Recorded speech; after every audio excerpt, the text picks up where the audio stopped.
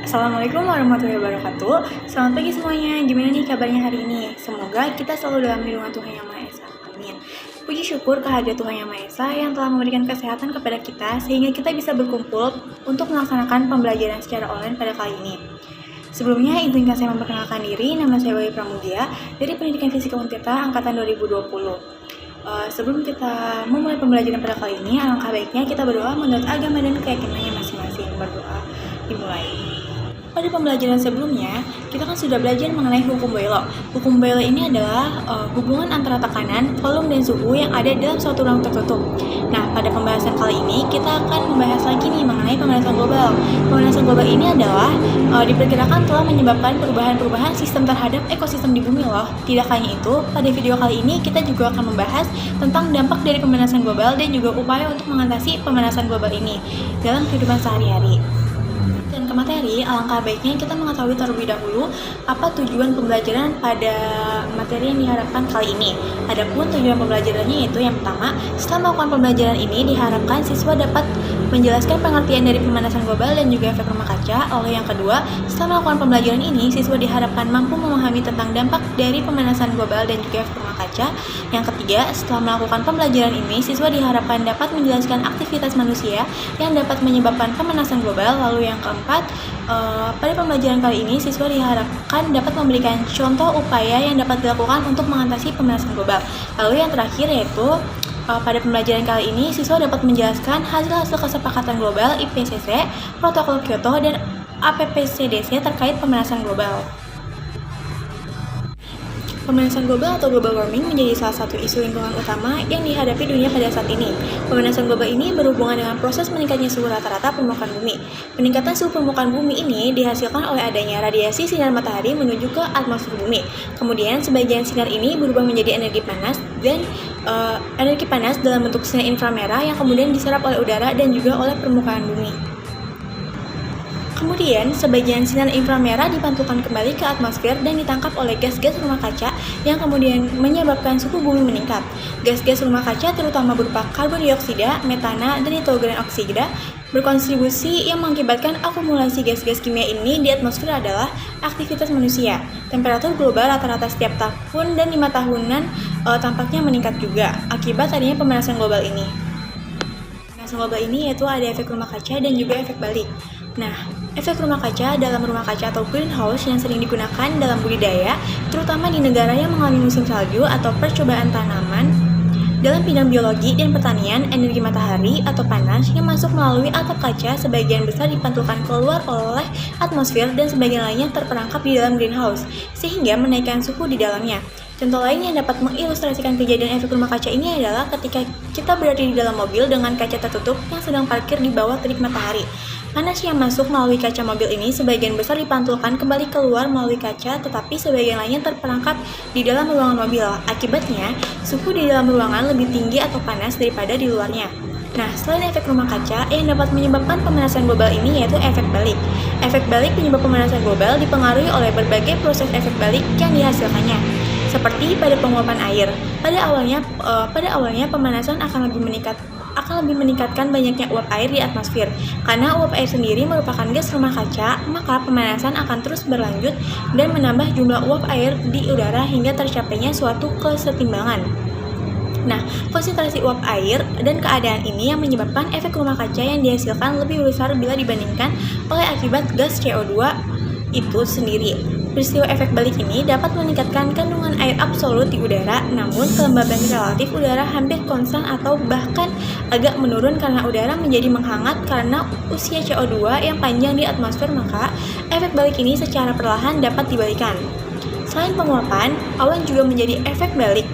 Radiasi inframerah akan dipantulkan kembali ke bumi oleh awan, sehingga akan meningkatkan efek pemanasan.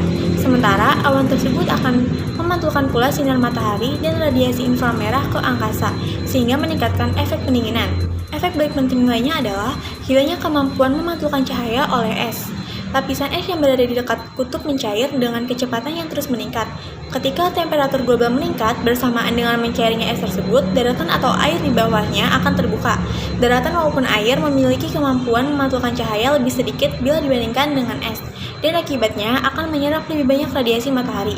Kejadian ini akan menambah faktor penyebab pemanasan dan menimbulkan lebih banyak lagi es yang mencair, sehingga menjadi suatu siklus yang berkelanjutan. Nah, faktor lain yang memiliki kontribusi terhadap pemanasan global adalah efek balik positif. Akibat terlepasnya CO2 dan CH4 dan melunaknya tanah, beku atau permafrost. Selain itu, es yang mencair juga akan melepas CH4 yang juga dapat menimbulkan umpan balik positif. Selanjutnya itu ada dampak dari pemanasan global. Yang pertama itu mencarinya lapisan es di kutub utara dan juga selatan. Peristiwa ini mengakibatkan naiknya permukaan air secara global. Hal ini dapat mengakibatkan sejumlah pulau-pulau kecil yang terendam dan kehidupan masyarakat yang hidup di daerah pesisir juga terancam. Pemukiman penduduk yang dilanda banjirop akibat air pasang yang tinggi ini dapat mengakibatkan kerusakan fasilitas baik sosial maupun ekonomi. Jika ini terjadi terus-menerus, maka akibatnya dapat mengancam kehidupan masyarakat sendiri. Intensitas fenomena cuaca yang ekstrim, perubahan iklim mengakibatkan musim sulit diprediksi. Petani tidak dapat memprediksi perkiraan musim tanam, akibatnya hasil tanam juga tidak menentu. Nah, hal ini juga berdampak pada masalah penyediaan pangan bagi penduduk, kelaparan, lapangan kerja, bahkan menimbulkan kriminal akibat tekanan tuntunan hidup. Lalu yang kedua itu ada punahnya berbagai jenis fauna dan flora. Flora dan fauna memiliki batas toleransi terhadap suhu, kelembaban, kadar air, dan sumber makanan. Kenaikan suhu global menyebabkan terganggunya siklus air, kelembaban udara, dan berdampak pada pertumbuhan tumbuhan sehingga menghambat produktivitas primer. Kondisi ini pun memberikan pengaruh habitat dan kehidupan fauna. Lalu yang ketiga dampaknya itu habitat hewan berubah-ubah akibat perubahan faktor-faktor suhu, kelembaban, dan juga produktivitas primer sehingga sejumlah hewan melakukan migrasi untuk menemukan habitat yang baru yang sesuai. Migrasi burung akan berubah disebabkan perubahan musim, arah dan kecepatan angin, arus laut yang membawa nutrien dan migrasi ikan. Lalu ada juga peningkatan muka air laut kan. Air pasang dan musim hujan yang tidak menentu menyebabkan meningkatnya frekuensi dan intensitas banjir. Lalu yang kelima ada ketinggian gunung-gunung tinggi berkurang akibat lancarnya es pada puncaknya. Selanjutnya, perubahan tekanan udara, suhu, kecepatan, dan arah angin menyebabkan terjadinya perubahan arus laut. Hal ini dapat berpengaruh pada migrasi ikan, sehingga memberi dampak pada hasil perikanan tangkap. Lalu ada juga dampaknya itu berubahnya habitat memungkinkan terjadinya perubahan terhadap resistensi kehidupan larva dan masa pertumbuhan organisme tertentu. Kondisi ini tidak menutup kemungkinan adanya pertumbuhan dan resistensi organisme penyebab penyakit tropis. Jenis-jenis larva yang bertambah yang berubah resistensinya terhadap perubahan musim dapat meningkatkan penyebaran organisme ini lebih luas. Ini menimbulkan wabah penyakit yang dianggap baru. Lalu selanjutnya ada upaya yang dilakukan untuk mengatasi pemanasan global.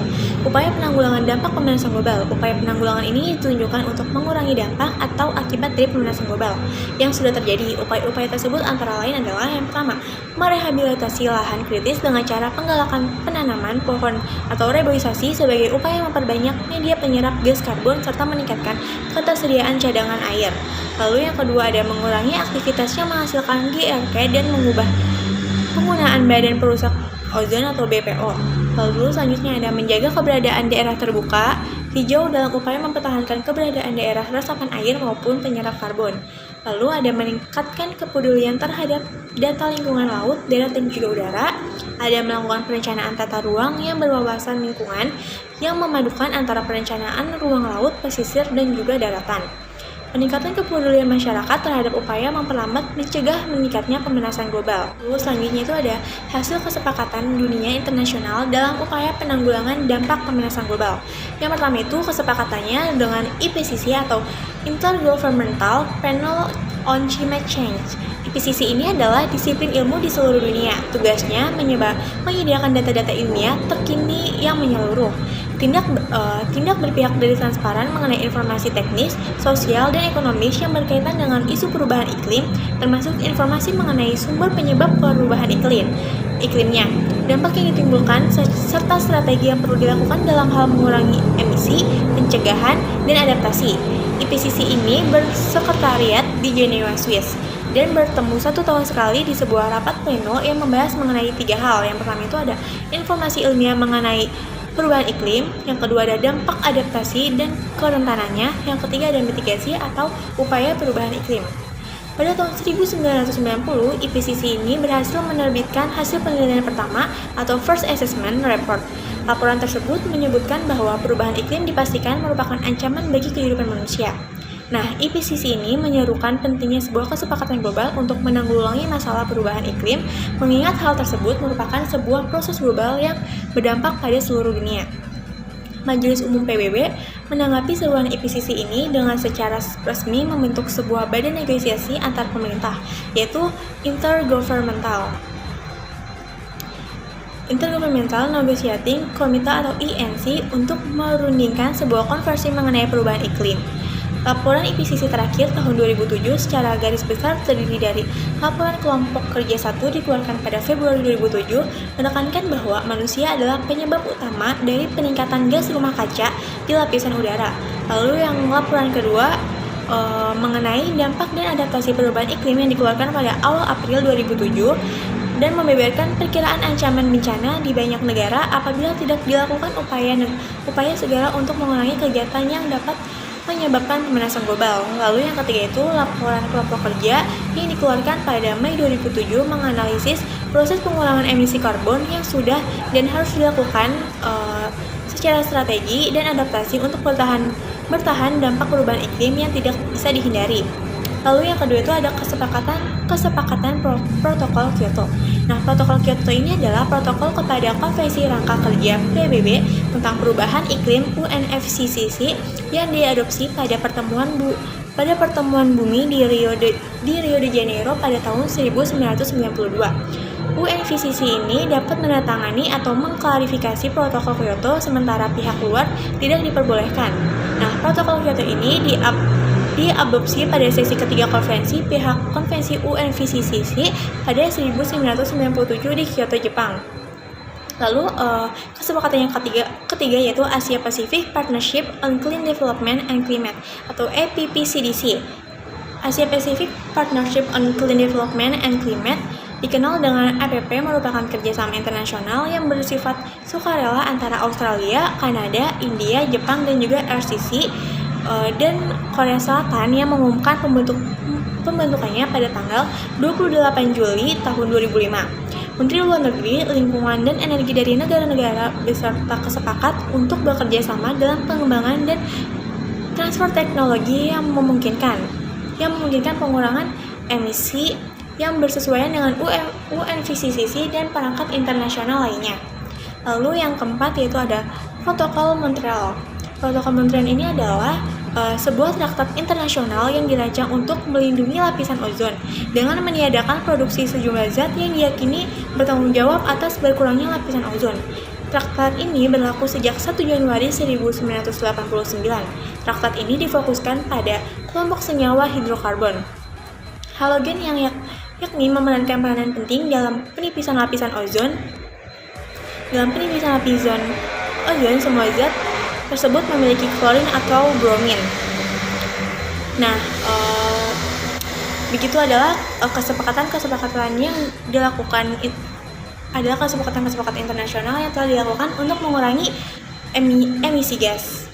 Baik, terima kasih telah menonton video kali ini. Selanjutnya kita akan memberikan kesimpulan pada video ini, yaitu yang pertama, pemanasan global atau global warming adalah menjadi salah satu isu lingkungan utama yang dihadapi dunia pada saat ini. Pemanasan global ini berhubungan dengan proses meningkatnya suhu rata-rata permukaan bumi.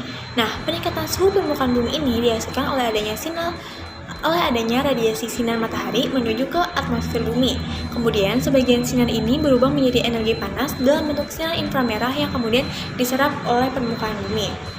Lalu selanjutnya itu ada penyebab dari pemanasan global, yaitu ada efek rumah kaca dan juga efek balik. Efek rumah kaca ini yang biasa digunakan dalam budidaya, terutama di negara yang mengalami musim salju atau percobaan tanaman dalam bidang biologi dan pertanian. Energi matahari atau panas yang masuk melalui atap kaca sebagian ini dipantulkan keluar atmosfer dan sebagian lainnya terperangkap di dalam greenhouse sehingga menaikkan suhu di dalamnya. Kemudian efek balik. Nah, efek balik ini penyebab pemanasan global juga. seperti pada penguapan air. Pada awalnya, pemanasan akan lebih meningkatkan banyaknya uap air di atmosfer.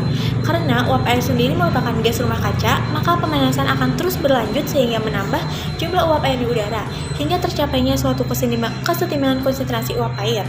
Nah, keadaan ini yang menyebabkan efek rumah kaca yang dihasilkannya lebih besar dibandingkan gas CO2 itu sendiri. Kemudian itu ada dampaknya. Nah, dampak dari pemanasan global ini yang pertama itu mencarinya lapisan es di kutub utara dan kutub selatan. Yang kedua, punahnya berbagai jenis fauna. Lalu yang ketiga itu ada habitat hewan berubah akibat perubahan faktor-faktor suhu, kelembaban, dan juga produktivitas primer, sehingga sejumlah hewan melakukan migrasi untuk menemukan habitat baru yang sesuai. Lalu yang keempat itu peningkatan muka air laut, air pasang, dan musim hujan yang tidak menentu.